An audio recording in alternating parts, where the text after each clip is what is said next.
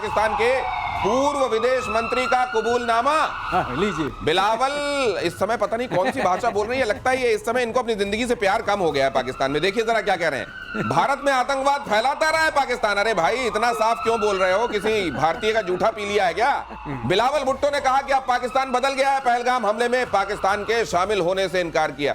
अब ये भी कह रहे हैं कि हाँ हमने आतंकवाद फैलाया है। हाँ। और ये भी कह रहे हैं कि असल में तो ये जियाउल हक ने शुरू किया था। हाँ। अफगानिस्तान में ये फिदाइनिफिकेशन ये शुरू किया हमने, उसके बाद ये कश्मीर में भी आ गया। तो उन्होंने कहा अच्छा कश्मीर में आपने आतंकवाद फैलाया? नहीं, कश्मीर में हमने आतंकवाद नहीं फैलाया, अपने आप आ गया, अपने आप आ गया हवा के साथ। जी, बहती हवा। अफगानिस्तान से हवा चला, यहाँ पे आ गया। बिल्कुल बिल्कुल बहती हवा साथ। वो मैं एक आपको बात बताता हूं, ये अब बोलते हैं, देखिए सुनिए, ये जो कह रहा है ना इस वक्त भुट्टो का ये कहना है कि साहब हाँ कश्मीर में हमने आतंकवाद फैलाया, हाँ अफगानिस्तान में हमने आतंकवाद फैलाया।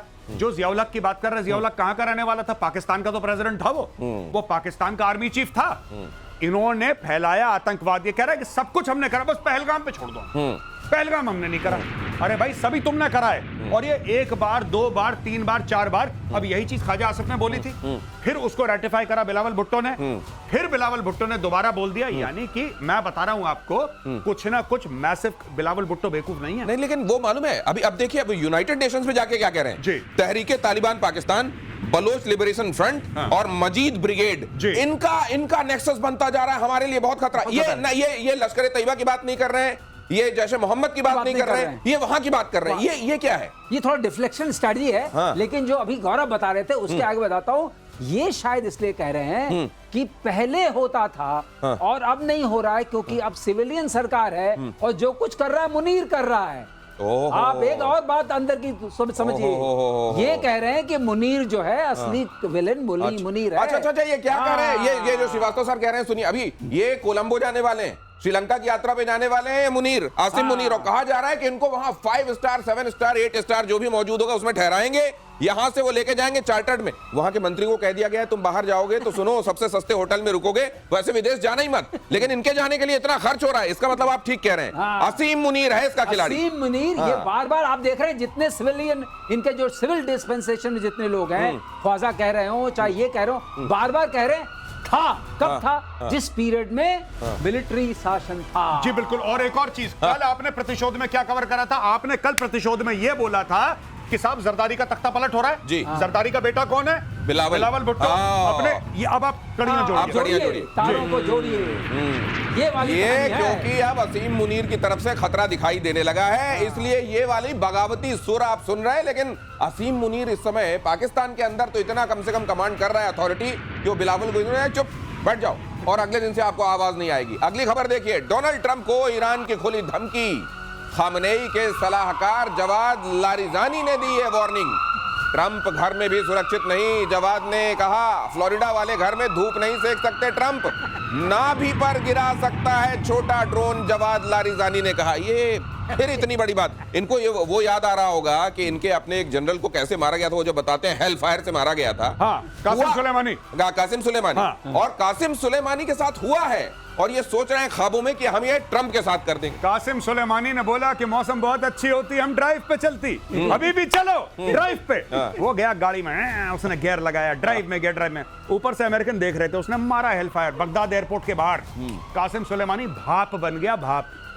आप ही समझ लीजिए, उसकी बॉडी नहीं मिली, भाप बन गया कासिम सुलेमानी। आज ये क्यों कर रहे हैं ये मैं आपको बताता हूं, इसके पीछे साइकोलॉजी क्या है। बात यह है कि सच बात यह है कि ईरान बहुत बुरी तरीके से पिटा भी है और जलील भी हुआ है। अब अपनी कौम के सामने अपना इमेज बनाने के लिए, अपनी कौम के सामने, पूरे ईरानी लोगों के सामने, मुस्लिम उम्मा के सामने, ड्रोन ये जो क्या नाम है, डोनाल्ड ट्रंप अपने लॉन के अंदर धूप नहीं सेक सकता, हम फलाना कर देंगे, ढिमका कर, ये सारी की सारी डायलॉग बाजी है, क्योंकि लोग भावुक हो जाते हैं डायलॉग बाजी सुन के। ये वही कर रहा है। और ट्रंप से पूछा गया तो ट्रंप उस पर हंसे, बोले ऐसा 7 साल का रहा हूंगा जो आखिरी बार मैंने धूप सेकी थी। ट्रंप धूप नहीं सेकते, एक बात और है, ट्रंप जो भी करते हैं, अच्छा ट्रंप वो सेकते हैं, वो सेकते हैं, ईरान की जो सेकी अभी कुछ दिनों में, अच्छा ओके, धूप नहीं सेकते और ना दारू पीते हैं। और ये भी बात है, तो फिर ये देख लीजिए, नहीं पीता है, तो ये ना ट्रंप शराब पीते हैं और ना धूप सेकते हैं। अब आप देख लीजिए, जब धूप सेकते नहीं है तो आप कहाँ मारने वाले हो? और ये ट्रम्प के मारालोगो में हाँ। उसके बगल में होमस्टेड एयरफोर्स बेस है, वहाँ फाइटर्स ओआरपी पे रहते हैं। तो सर, अगर आपने मच्छर भी नहीं जा सकता उधर, कहाँ जाने की कोशिश कर रहे हैं? सिर्फ मोतीचूर के नहीं होते लड्डू, हाँ। मन के भी होते हैं। नहीं, नाम अरे लंबा मन के कोई खाना चाहता नाम तो कोई आपने पढ़ा, बड़ा लंबा नाम था। हाँ। और लंबी जबान, अजीज। हाँ, हाँ, जब हाँ, अजीज भाई। के साथ शुरू। अब देखिए जरा, ईरान की धमकी पर डोनाल्ड ट्रंप का तंज, जब मैं 7 साल का था उन्होंने कहा, तब आखिरी बार धूप सेकी थी। उन्होंने हंस दिया जब उनसे सवाल पूछा गया कि अच्छा ये कहा गया कि आपको उस तरीके से, तो उन्होंने हंस दिया, हाँ शायद ये धमकी है। वैसे ये बताता है कि कभी कभी ट्रंप मैच्योर तरीके से भी बात करते हैं। Once in a while. हाँ? Once in a while. नहीं, कभी-कभी। नहीं, ये ठीक बात है। आज फुल मून नाइट होने वाली है, once in a blue moon. Once in a blue तो moon. आज उन्होंने इसीलिए दिमागी तवाजन के साथ कोई बात कही। नहीं, बिल्कुल आई एग्री विथ यू, लेकिन एक बात है कि ये इतनी, जिसको कहते हैं ना कि हवाबाजी है, और मुझे नहीं समझ में आ रहा कि ईरानियन रजीम इतनी ज्यादा हवाबाजी क्यों कर रही है। ये सिर्फ मुझे एक ही बात इसमें लॉजिक लगता है कि अपने लोगों के सामने जो ये जलील हुए हैं, जो बेइज्जत और रुसवा हुए हैं, उस चीज को कवर करने के लिए लंबी लंबी फेंको। अगर आप मिट्टी फेंकते हैं ना, मिट्टी फेंकते हैं, दीवार में मिट्टी गिर जाती है, लेकिन 10% चिपक जाती है। तो 10 फेंको, एक चिपक जाएगी, ये चीज है। गौरव कह रहे हैं ये कौमी एकता के लिए। हाँ। कौमी एकता, ये कौमी एकता, क्योंकि वहां पे इसके बाद बड़ा सारा वो जो एक किया गया था लोगों को, बड़ा आप जानते हैं विद्रोह होने लगा था। अब ये विद्रोह से बचाने के लिए और जज्बा जगाने के लिए लंबी लंबी फेंकी जा रही है, और इधर बातचीत के बीच इजराइल का अटैक हो गया। गाजा पर इजराइल की भीषण बमबारी, हमले में 47 फिलिस्तीनी मारे गए। गाजा के खान यूनुस में सबसे बड़ा, और ये दक्षिणी हिस्सा है गाजा का, खान यूनुस पर ये हमला ये बता रहा है कि ये जो कहा गया है इजराइल की तरफ से कि हम पूरा प्लेन कर देंगे गाजा को और ऑक्यूपाई भी करेंगे, इसमें अब बहुत देर वो नहीं करना चाह रहा है। ये तो हम हर दिन देख रहे हैं कि कितना बढ़िया सीज फायर है। मुझको लगता है कुछ दिनों में डेफिनेशन बदली जाएगी, लोग डरने लगेंगे कि ये सीज फायर, अच्छा वो जब बम मारने लगते हैं उसको सीज फायर कहते हैं। हाँ, सीज फायर की ईज फायर, ईज फायर, हाँ, ईज ऑफ फायर। गौरव बताइए। फायर, इन्होंने गाजा को पार्किंग लॉट बना दिया मार मार के। अच्छा, दुनिया में आपने एक बात देखी है, जब फिलिस्तीनी पिट रहे हैं तो इस्लामिक वर्ल्ड चुप है। आसपास के अरब कह रहे हैं कि अभी भी थोड़ा सा और मारो, ये बच गया है, इधर और मारो इनको, क्योंकि ये सब लोग परेशान है फिलिस्तीनियों से। यही बात सच है, इतिहास जाके पढ़िए, तब आपको पता लगेगा कि फिलिस्तीनियों ने जॉर्डेनियंस को भी धोखा दिया, इन्होंने कुवैतियों को भी धोखा दिया, इन्होंने इजिप्शियंस को भी धोखा दिया। जिसने इनको शरण दी, इन्होंने उसकी पीठ पे खंजर उतारा। इसीलिए आप देखना कि कंडेम कर लेते हैं तो नहीं, इजराइल गलत कर रहा है, इजराइल को इतना नहीं मारना, थोड़ा कम मारो, इधर गिर चला। ये दिखाने का कुछ और, करने का कुछ और वाला जो मामला है, ये खास तौर से मिडिल ईस्ट में आपको दिखाई दे रहा है, और कम से कम ब्रदरहुड वाला जो उसकी जो कलई है ना, वो वहां सबसे बढ़िया खुल रही है। गाजा में टारगेटेड अटैक की अब तस्वीरें आपको दिखाता हूं। सड़क पर चलते हुए 2 लोगों पर बारूद किस तरीके से गिराया गया। दोनों के हमास से जुड़े होने की बात का भी सोर्सेज बता रहे हैं कि दोनों हमास से जुड़े हुए लोग थे। देखिए जरा, सड़क पर जा रहे हैं, अचानक उनको मालूम नहीं है और वहां वो हो गया जिसको आप कई बार कहते हैं कि ये देखिए, ये देखिए, इसको जरा बड़ा करके दिखाइए, बल्कि ये बारूद अचानक उनको ये मालूम नहीं चला। देखिए कहां से, अब कहा तो ये जा रहा है कि ट्रंप के ऊपर फोड़ देंगे, लेकिन ये फूट कहां रहा है देख लीजिए। नहीं, बिल्कुल, और इसलिए भी ईरान बौखलाया है कि ईरान के 2 मजबूत हाथ थे।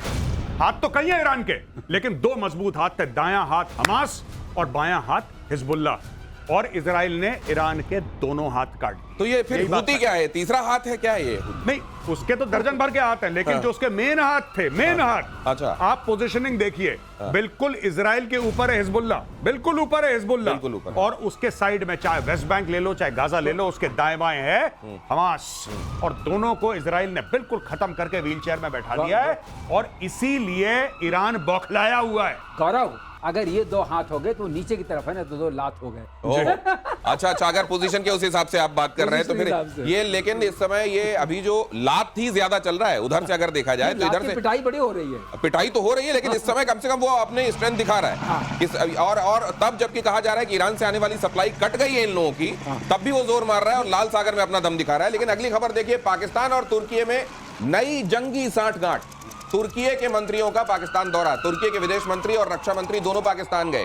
शहबाज मुनीर से मिले तुर्की के मंत्री। भारत के खिलाफ साथ देने पर शहबाज और मुनीर ने तुर्की को शुक्रिया कि आप कह रहे हैं कि इनके बीच में जो हुई है, रक्षा को लेकर बात हुई है, ऊर्जा को लेकर बात हुई है, इंफ्रास्ट्रक्चर को लेकर बात हुई है और आतंकवाद को रोकने को लेकर बात हुई। वाह क्या बात। अब आखिरी से नहीं शुरू करेंगे, वो तो हम सबको पता है, आतंकवाद को रोकने के लिए इन्हें अपने को ही रोकना पड़ेगा।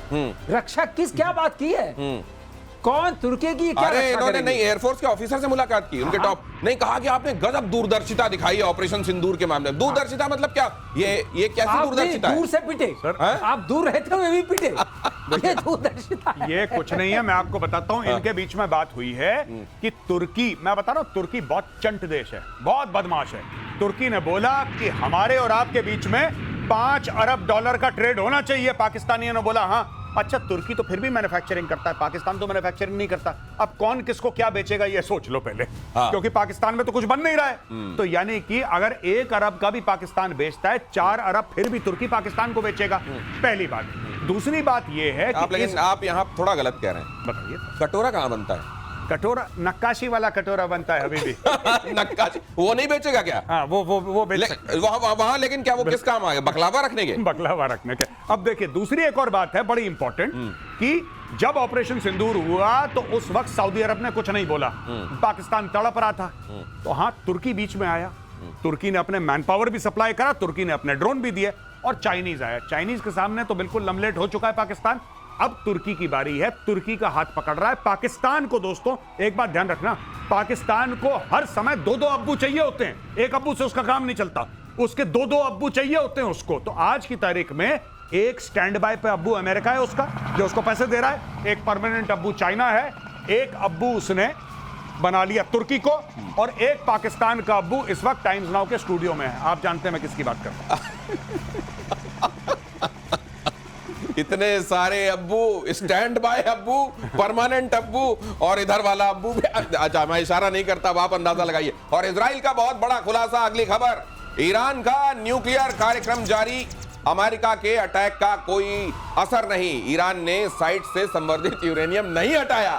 गजब हो गया, परमाणु स्थलों से 60% यूरेनियम नहीं हटाया। ये हटा लिया, नहीं हटाया, कहीं और ले गए हैं, और फिर ये नहीं हटाया। क्यों ऐसा? इस पे ट्रंप की भी ट्वीट आ गई है। ट्रंप ने कह दिया है कि सारा 60% जो था सब खत्म हो गया है। अब वो भी फैसला ले चुके हैं। अब पहले वो कहते थे कुछ इधर उधर की, वो 400 किलो भी इनके पास नहीं है। इसका मतलब अब इनके पास कुछ नहीं। कुछ लोग कहते हैं इस्फहान में शायद कुछ बचा हुआ, तो उसने कहा नहीं हमने मारा, तो वहां भी बहुत था टोमोहाक, वहां कैसे बचा है? तो बचा अब कुछ नहीं है, लेकिन उसकी हवा बनाई जा रही है कि अब हम बहुत बड़ा हमला करेंगे, इतना बड़ा हमला करेंगे कि ज़ियोनिस्ट रजीम पूरी तरह से खत्म हो जाएगी। ये माहौल बनाना है, जैसे गौरव कहते हैं ना कि बिना माहौल के काम कैसे चलेगा। मैं एक बात बताऊं, ईरान तुम्हारी मिसाइल चले न चले, तुम्हारी जबान बहुत चलती है अभी भी। जबान कैंची की तरह चलती है, मिसाइल चले न चले। ये कैसी है, इंटर कॉन्टिनेंटल है, किस तरह की है? पता, इनकी मिसाइल तो इंटरप्लैनेटरी है, मिसाइल, इंटरप्लैनेटरी जुबान। अगली खबर देखिए, ब्रिटेन के लिए ईरान बहुत बड़ा खतरा, ये ब्रिटेन को होश आया है। ब्रिटेन की संसद में पेश रिपोर्ट में दावा किया गया है, खुफिया और सुरक्षा समिति की रिपोर्ट है ये, ब्रिटिश राष्ट्रीय सुरक्षा के लिए ईरान गंभीर खतरा, करीब 300-400 पेज की रिपोर्ट है। ऐसा देखिए, ऐसा है, देर आए दुरुस्त आए, कम से कम इतना तो कहा जा सकता है। लेकिन ये खतरा किस बात का है? जो स्ट्रेट ऑफ हॉर्मुज है, उससे लेकर रेड सी से जो इनका ट्रेड चलता है। करेक्शन समझाइए सर। हाँ, कि वो कह रहा है कि ट्रंप को धूप सेकते में हम ड्रोन से मार देंगे, और अचानक इधर से आता है ब्रिटेन के लिए ईरान बहुत बड़ा खतरा है। ये क्या कनेक्शन, ये रिश्ता क्या है? कनेक्शन ये कह रहे हैं कि वो सिंपैथी दिखा रहे हैं ट्रंप से। अच्छा। कि ट्रंप भाई हमारे पर टैरिफ मत लगाओ, हम आपके साथ हैं, आपको हम धूप सेकने देंगे। तो क्या ये ब्रिटेन तो इतना सगा है, उसको भी क्या ट्रंप ने ठगा है? ठग्गू के क्या बोलते हैं, वो लड्डू वो वाला चलता है इधर।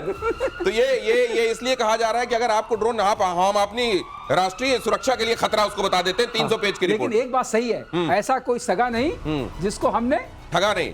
तो ट्रंप जो है इसको इससे वो इसीलिए उन्होंने कह दिया मैंने 7 साल पहले धूप सेकी थी, तुम चिंता मत करो, तो हमने रिपोर्ट चाहो तो फाड़ सकते हो। अगली खबर देख लीजिए, ताइवान कर रहा है सबसे बड़ा सैन्य अभ्यास, 10 दिनों तक चीन के सामने शक्ति प्रदर्शन करेगा। हिमार्स के साथ ताइवान का युद्ध अभ्यास अमेरिकी हथियारों से चीन को डराने में लगा हुआ है। अब देखिए, अमेरिका से इसको हथियार मिले हुए हैं। हिमार्स आप जानते हैं, इसने रशिया यूक्रेन के मामले में बड़ी सुर्खियां बटोरी थी। और यहां जब चाइना ये कह रहा है कि 2026-2030 हमने एक डेडलाइन सेट कर लिया, इसके भीतर भीतर हम ताइवान को अपना बना लेंगे, तो उसने कहा अपना तो बना लोगे। एक न्यूज आपको दे दें इसके जी। बीच में, आपको पता है कि जो 5 मेजर कंपनीज हैं यूएस की मिलिट्री इंडस्ट्रियल कॉम्प्लेक्स वाली, चाहे लॉकहीड मार्टिन हो और चाहे रेथियन हो, चाहे बोइंग हो, चाहे जनरल एटॉमिक्स हो, उनको कितने ऑर्डर मिले होंगे आप सोचिए इस पीरियड में? $1 ट्रिलियन वर्थ ऑर्डर। तो ये सारा जो आप देख रहे हैं झुंड और सारी चीज जो हो रही है, उसमें 5 ऐसे बेनिफिशियरी हैं, बाकी आपके ऊपर और दर्शकों के ऊपर है, अपना लगाएं अंदाजा हो क्या रहा है। एक बड़ी बात है जो चाइना कहता है ना, हम ये करते हैं कि वो चाइना उस पहलवान की तरह है जो लड़ नहीं रहा,